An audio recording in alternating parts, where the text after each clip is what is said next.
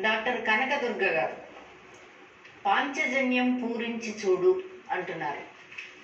గుప్పెడు నిజాయితీ కోసం దోసిలి జోడించి వేడుకునే ఆమ్ ఆద్మీ. నీ గుండె లోతుల్లో కన్నీళ్లు మంచులా కరిగి నీరైపోతుంది, జారనీయక ఒడిసి పట్టుకో.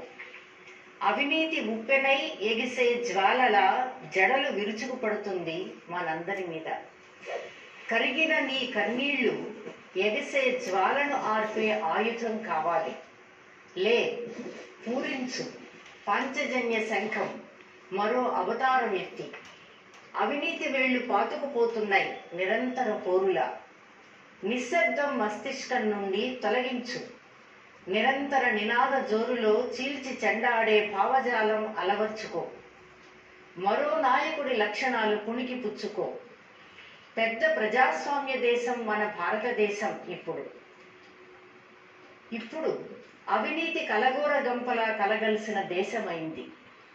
ప్రభుత్వాలకు నీ విలువ తెలియదు. నీకు తెలుసుగా రాజ్యాంగం విలువ. శ్మశానంలో నిద్రపోమాక. చేసిన పాపం పుణ్యం చేరే చోటది.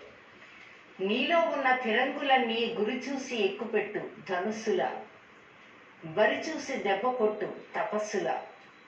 నీ పిడికిలి కొడవళ్లతో పెకలిస్తావో, రగిలే నీ మనసుని కాల్చేస్తావో నిర్ణయం నీదే. అవినీతి రహిత సమాజం కోసం రేపటి తరం స్వేచ్ఛకి పునాది నీదే.